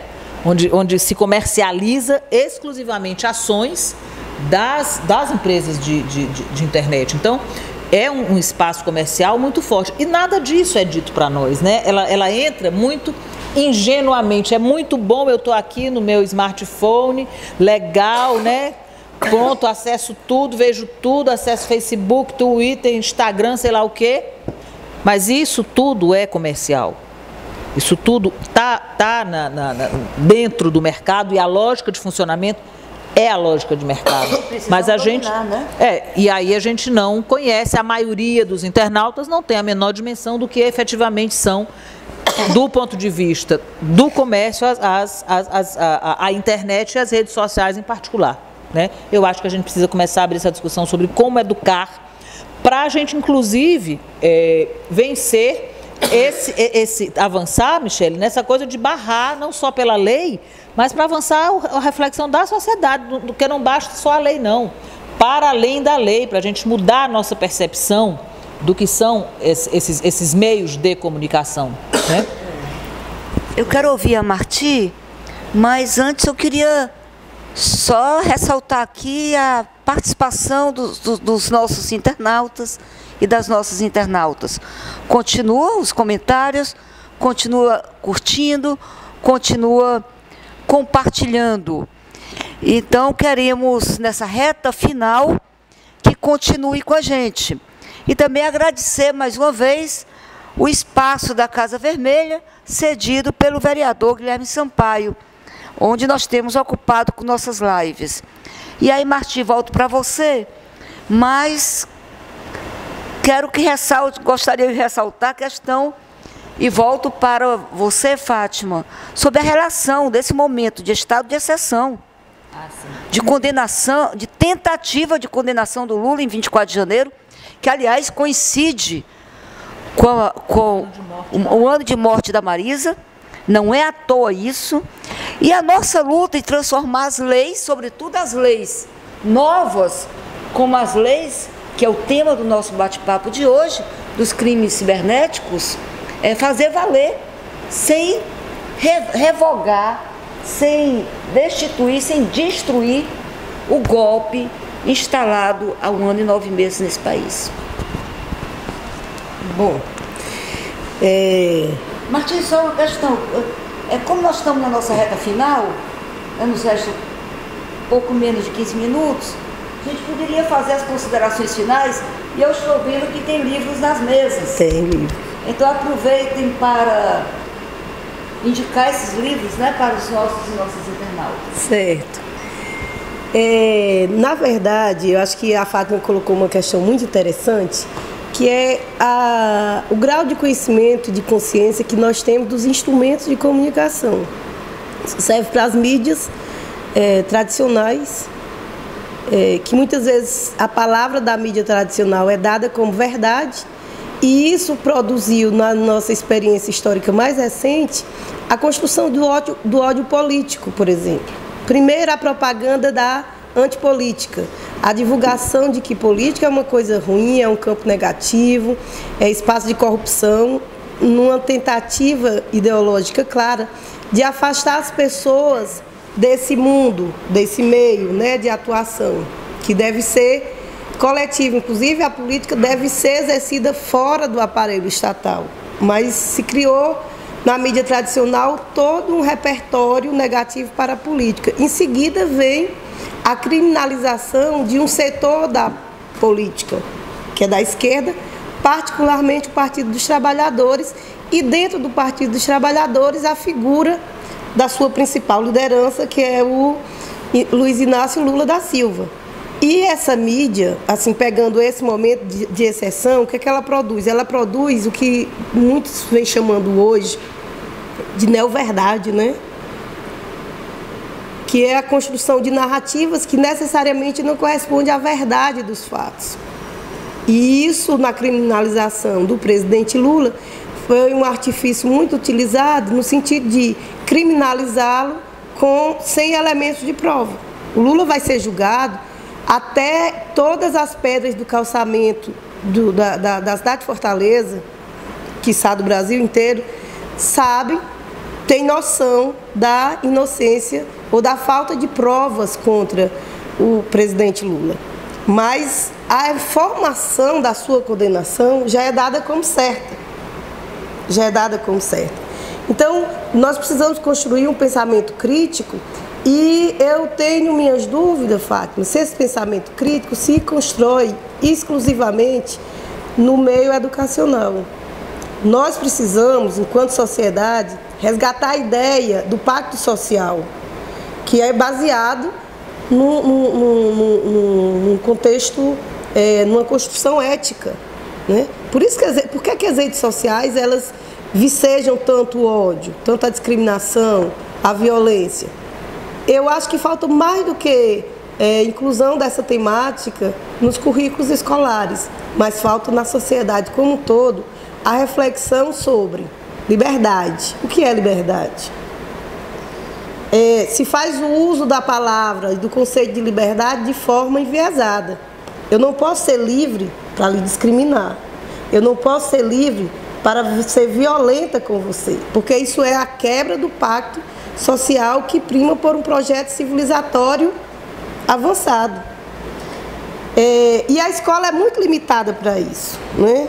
A escola é muito limitada para isso. Então, vamos pensar o seguinte, o que falta na sociedade não vai ser dado pela escola, né? Nós não podemos ter a expectativa de que a sociedade vai criar homens e mulheres decentes, generosos, éticos, se nós, sociedade, não temos essa produção, não temos esse comportamento.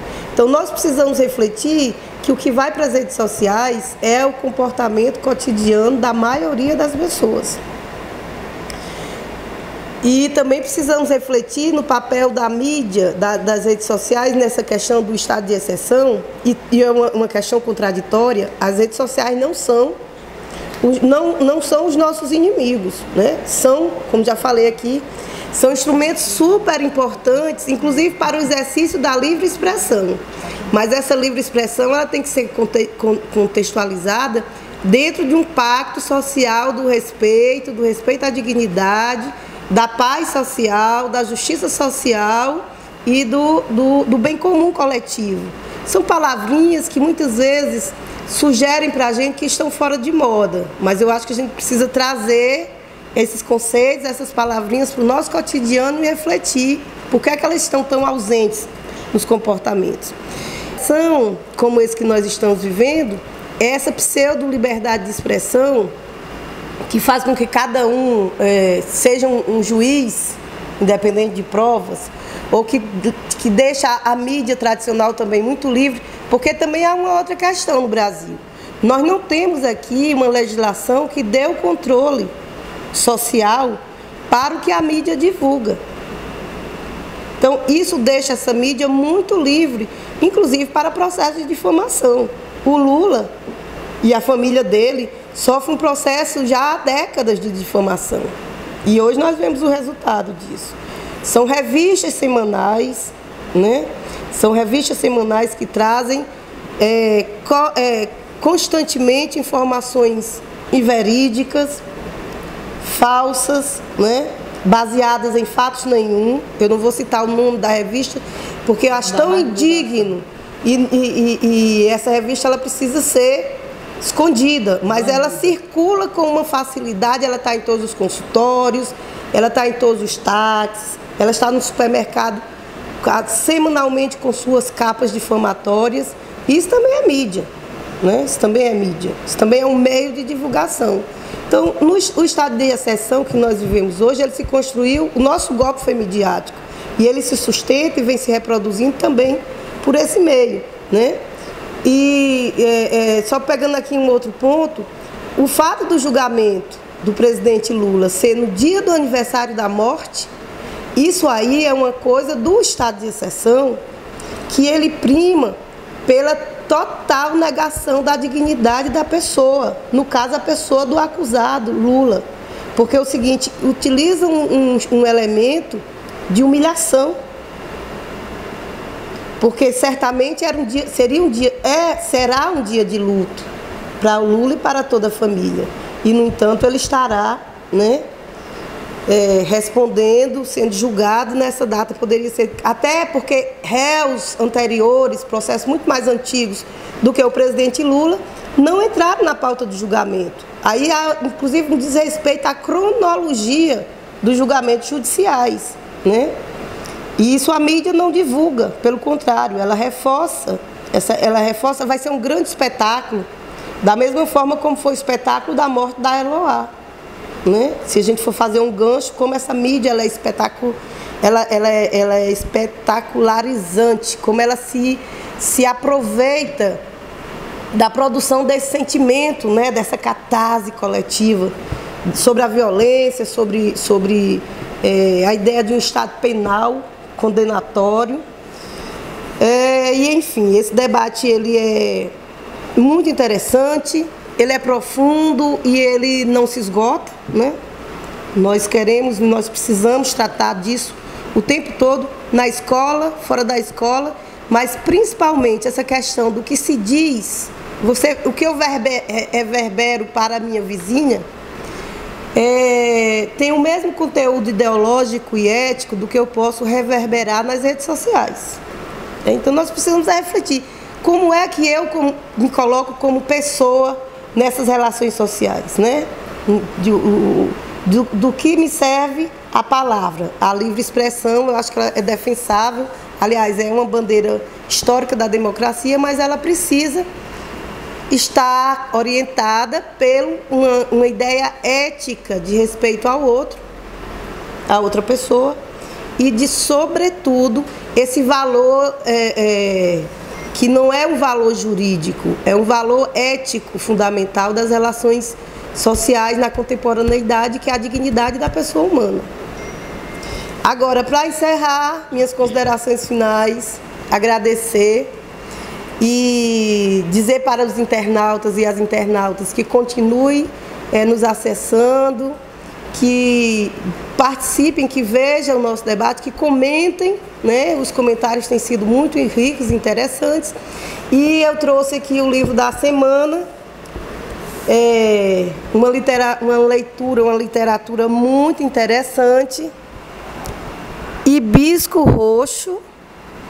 Foi um presente maravilhoso da minha filha, porque ela me identificou com a personagem, né, no sentido da luta e da resistência. Hibisco Roxo é um livro de uma escritora africana, senegalesa, e que ela trata de processo de violência doméstica também, mas não é um livro, é um romance, né? Uma escrita maravilhosa. Nós precisamos descobrir que a literatura não está apenas na Europa, o continente africano rico em grandes escritores, em grandes poetas. Então essa leitura ela é obrigatória para quem quer sair dos circuitos, né, dos quadradinhos da literatura, para quem quiser expandir a leitura, né? Vamos olhar aqui um pouco para o continente africano. Então a Chimamanda Adichie, uma jovem escritora muito premiada, Hibisco Roxo é uma história bonita de sofrimento, de dor, mas também uma história que nos mostra como as mulheres, mesmo com todo o processo de dominação, no caso da África, pela colonização branca, são capazes de superar, de se encontrar e de dizer não para determinados valores que são tidos como tradicionais, mas na verdade são opressores. Essa é a minha sugestão da semana. Bom, eu vou, nesses momentos finais, primeiro dizer que eu disse outro dia numa conversa que o juiz que marcou esse julgamento do Lula para o dia 24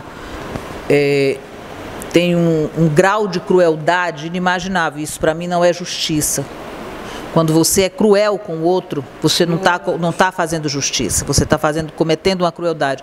E você julgar o presidente no dia de um ano de morte da sua companheira da vida inteira é de uma crueldade inominável. Então, assim, esse juiz, para mim, ele não tem qualquer condição, não tem o menor respeito. Num país que não estivesse sob regime de exceção, ele não poderia julgar o presidente Lula. A outra coisa sobre o presidente Lula que eu também não quero deixar de dizer, porque eu acho que é muito importante, é que o presidente Lula, ele não está sendo julgado pelos crimes porque não há provas. Mas toda vida que a mídia se refere a isso, ela diz que não há provas. Na verdade, o presidente Lula é inocente. Quando você não tem provas, é porque a pessoa é inocente. Ninguém consegue provar nada contra o presidente Lula.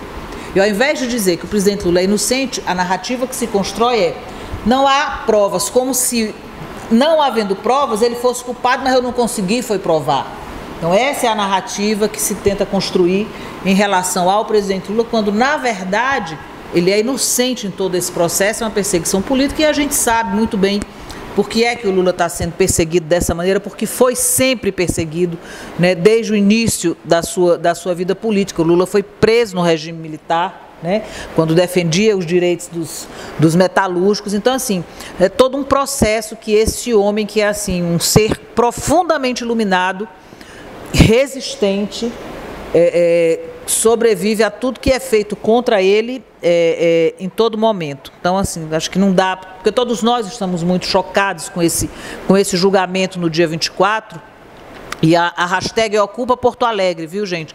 Vamos todos para Porto Alegre fazer um grande ato contra essa injustiça que está sendo cometida pelo presidente Lula. Vai caravana do país inteiro, os juízes de Porto Alegre se preparem para nos receber, porque vamos estar todos em Porto Alegre para defender o presidente Lula, que é totalmente inocente nessas acusações que o Ministério Público e o famigerado juiz Sérgio Moro fazem contra ele, por um ódio que alimentam, não se sabe de onde, contra o presidente que mais fez pelo Brasil, que mudou a história desse país, e é isso que incomoda a todos eles. Mas voltando à questão da mídia, só rapidinho para encerrar, antes de passar para o livro,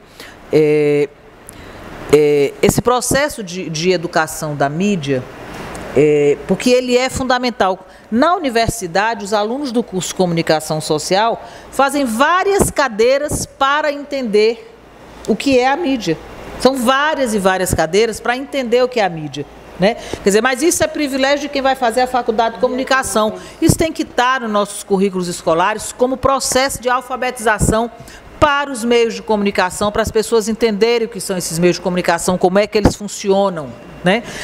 Isso é muito importante para a democracia, porque nós não temos uma mídia democrática no Brasil. A mídia no Brasil não é democrática. Nós temos o Fórum de Democratização da Comunicação, que luta muito para tentar democratizar a mídia. Até hoje, por exemplo, nós não temos um conselho de comunicação funcionando, porque não é nomeado, que é o mínimo que se poderia ter. Nós não temos controle social nenhum da mídia. O Brasil é o único país que não tem qualquer tipo de regra sobre a mídia. É um absurdo. É o único país em que a propaganda é autorregulamentada, quer dizer, são as próprias agências de propaganda que definem a sua regulamentação.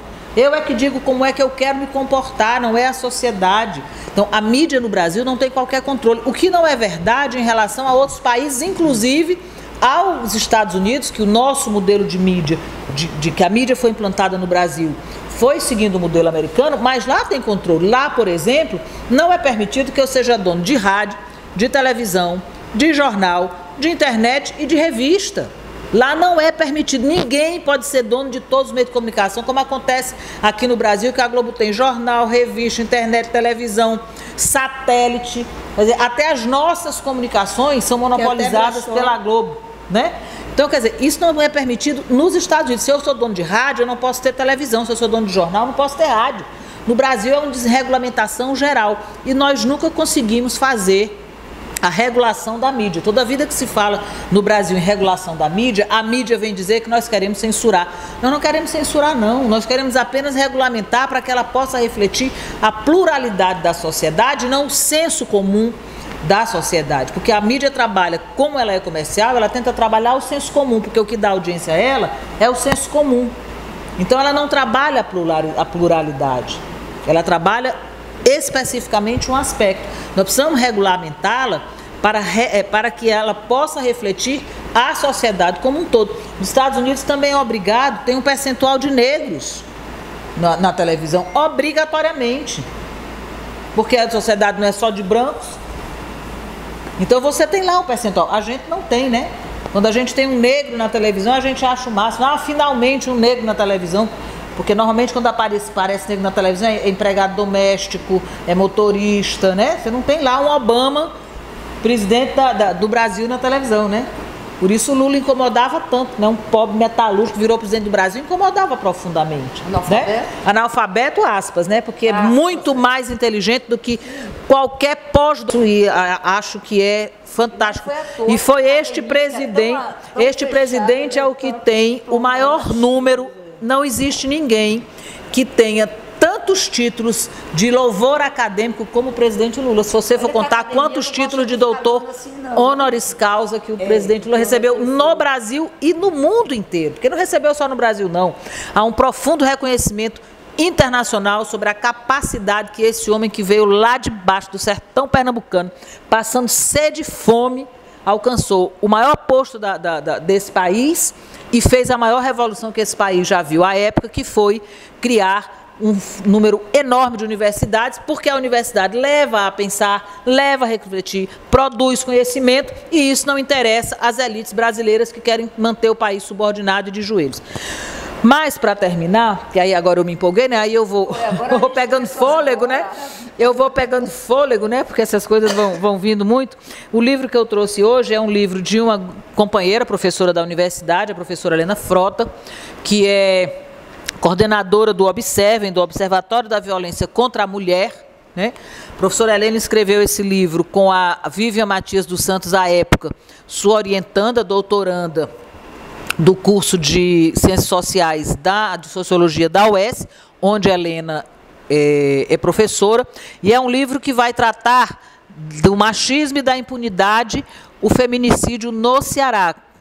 Como é que está essa questão do feminicídio, dos assassinatos de mulheres no Ceará, com as estatísticas que o Observem levantou. Então, é muito importante a gente conhecer o livro da professora Helena e da Vivian Matias dos Santos, sobre o estado da arte do feminicídio no Ceará, com os dados do Observem. Acho que todas nós mulheres temos que nos apropriar disso, porque isso é um reforço para a nossa luta. É isso. E demais é agradecer já a Leda, né, e aos companheiros aqui do Mídia Livre esse espaço, mais uma vez, para a gente debater aqui. Bem, para encerrar também, não vou deixar de falar da injustiça do nosso, né, contra o nosso companheiro Luiz Inácio Lula da Silva, nesse sentido desse processo, que foi o processo que andou mais rápido nesse país, né? Nós não somos contra o processo andar rápido, né? 2.000 páginas por dia, viu? Pois é, isso é uma coisa assim, dá para você ver o absurdo que é e como vai ser, né? Como a perseguição política está sendo colocada e o estado de exceção nós estamos vivendo. Porque eu tenho certeza que tem processos que devem ser julgados e com muita necessidade, e que esse do nosso ex-presidente passou na frente. Isso aí deve ser colocado, isso deve ser inclusive denunciado em organismos internacionais, né? Porque o processo legal ele deve ser respeitado, desde que também não seja atropelado e não seja colocado pular processos em detrimento de outros também tão importantes quanto, né? E aí eu coloco que a questão do luto da Marisa, o luto da Marisa não é só da família do Lula, o luto da Marisa é de toda a comunidade militante do PT. Nós que construímos o Partido dos Trabalhadores e Trabalhadoras, e que também, né, não só quem construiu, mas tem uma massa que se diz petista, mesmo sem estar afiliados e filiados, também sente, né? É bom lembrar que aquela estrelinha do PT, essa estrela que a gente carrega no peito, foi uma criação da nossa Marisa, né?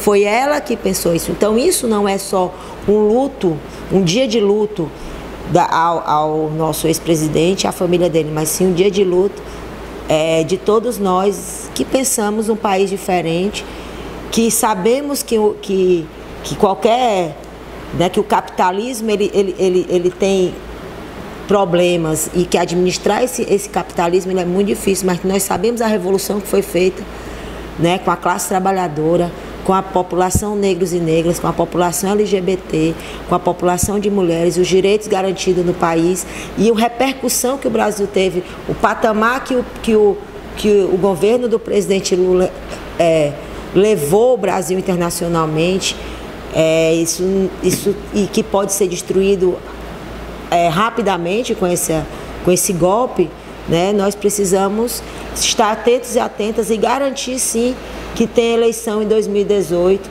e garantir sim que o nosso presidente tenha um tratamento de igualdade, mas igualdade total na questão da lei, né, da justiça.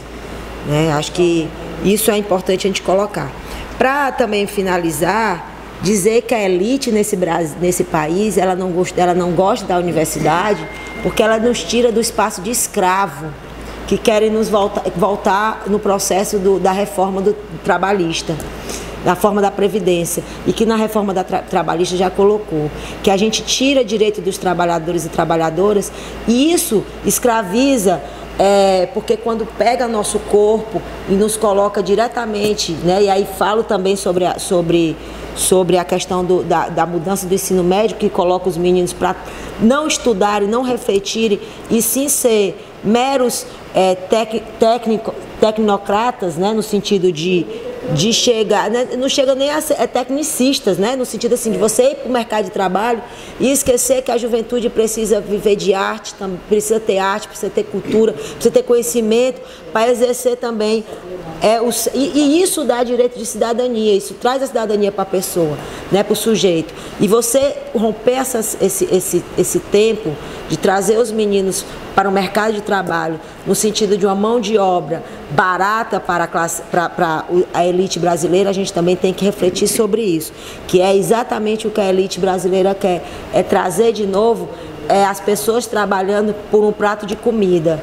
E isso não é digno, e nós não vamos deixar que isso aconteça.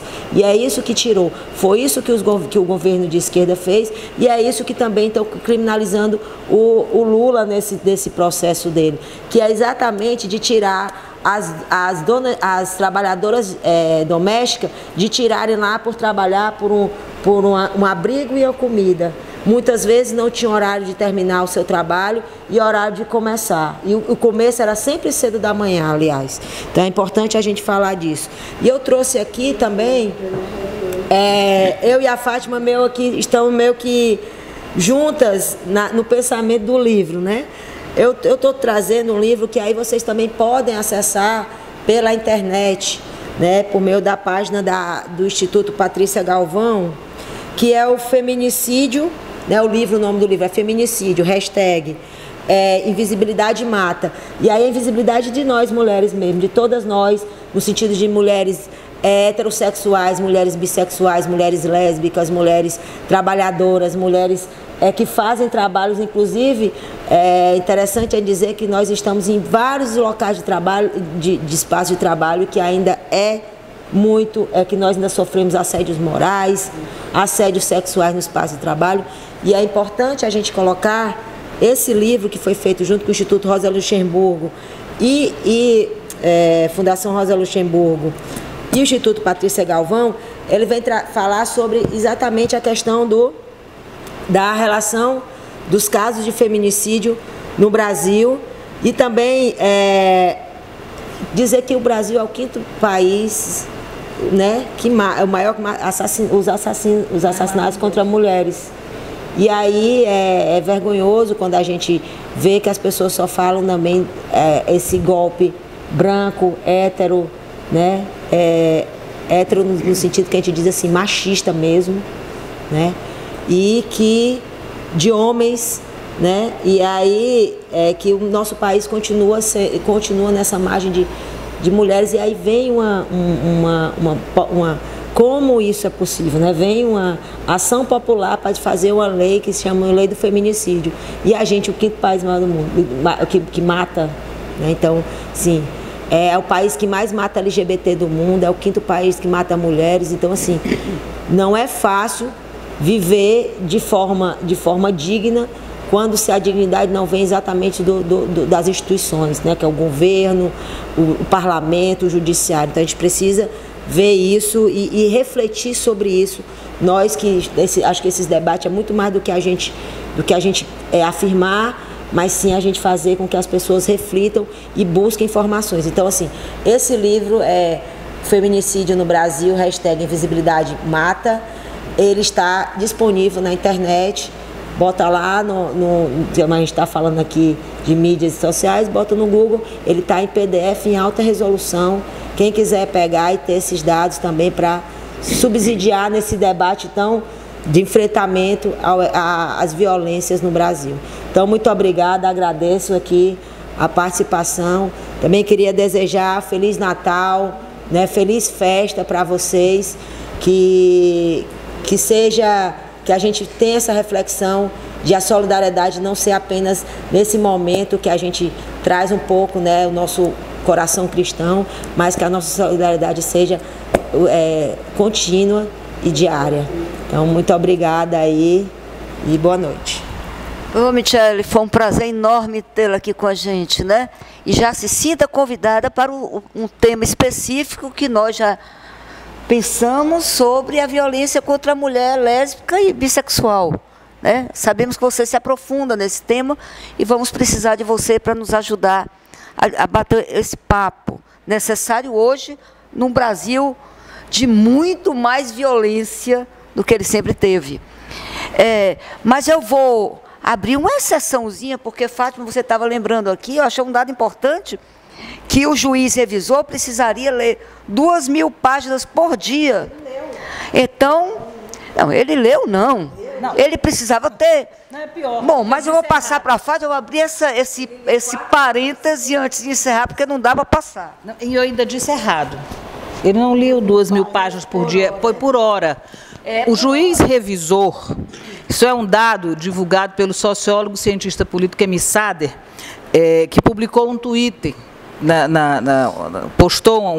fez uma postagem no Twitter dizendo que o revisor do processo do Lula leu 250.000 páginas em 6 dias, isto é, leu 2.000 páginas por hora sem dormir durante 6 dias, porque ele levou 6 dias para fazer a revisão do processo. Ele é o juiz revisor. Tem o juiz que fez o parecer e o revisor fez em 6 dias a revisão de um processo de 250.000 páginas. O Emi Sader resolveu fazer a conta, páginas por hora durante 6 dias sem dormir, ou seja, 24 horas acordado durante 6 dias, tá certo? Então é só para a gente ver como é que é a perseguição ao presidente Lula e como havia um interesse cruel de fazer esse julgamento no dia 24. Tudo isso para que o julgamento possa acontecer, cumprindo os prazos da justiça, né, os prazos mínimos, né, porque a justiça para o Lula é muito célere, né? Para os outros não, mas para o Lula, o AS está solto, não dá nem notícia.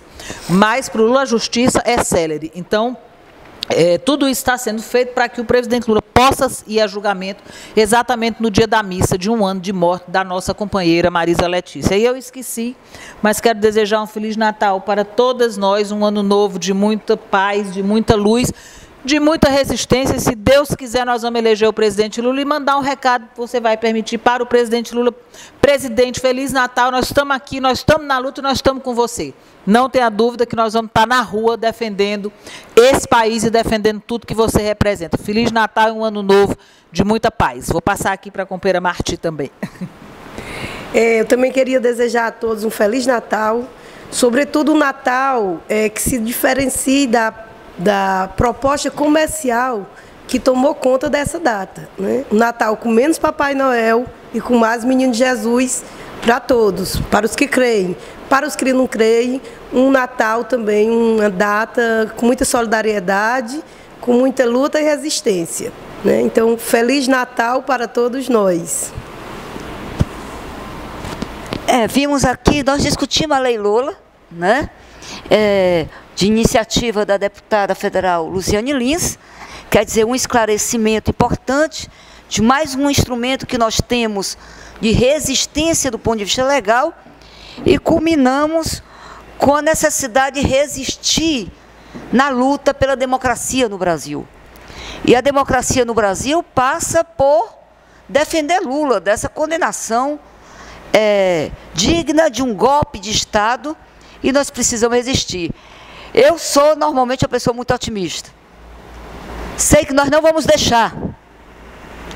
E chamamos, né, pegando aqui a deixa da Fátima, chamamos todos os brasileiros e brasileiras que, independente de gostarem ou não do Lula, de votarem ou não no Lula, mas que compreendem a necessidade de defender a democracia, o retorno da democracia nesse Brasil, para estar em Porto Alegre. E quem não estiver em Porto Alegre no dia 24 de janeiro, está espalhado em todo o Brasil, defendendo a democracia que custou tanta vida, tantas vidas para garanti-la. E é nesse sentido que dentro do Natal, amanhã vai estar todo mundo se arrumando para o Natal, não é? E o Natal é renascer. Então, que a partir do dia 1º, essa semana seja de revigoramento, né? Para que o 1º de janeiro esteja todo mundo de pé, até a vitória, porque a vitória é uma tarefa. Nós não temos direito de perder, porque perder para a classe trabalhadora, perder para a mulher trabalhadora, a mulher que sofre a opressão, a mulher explorada, a mulher oprimida, significa a destruição da sua liberdade e da vida. Então nós não temos opção, a opção é a vitória. Então vai ser um janeiro de muita luta e nós vamos estar em janeiro aqui com vocês, comemorando a nossa vitória contra o golpe, contra os golpistas. E Lula, estamos aqui as mulheres de todo o Brasil, do Ceará e do Mídia Livre, na sua defesa. Lula livre. Lula livre. Lula livre.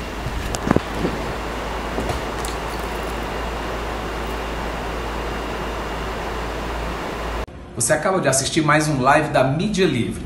Curta, comente, compartilhe. A Casa Vermelha apoia as atividades e debates da Mídia Livre.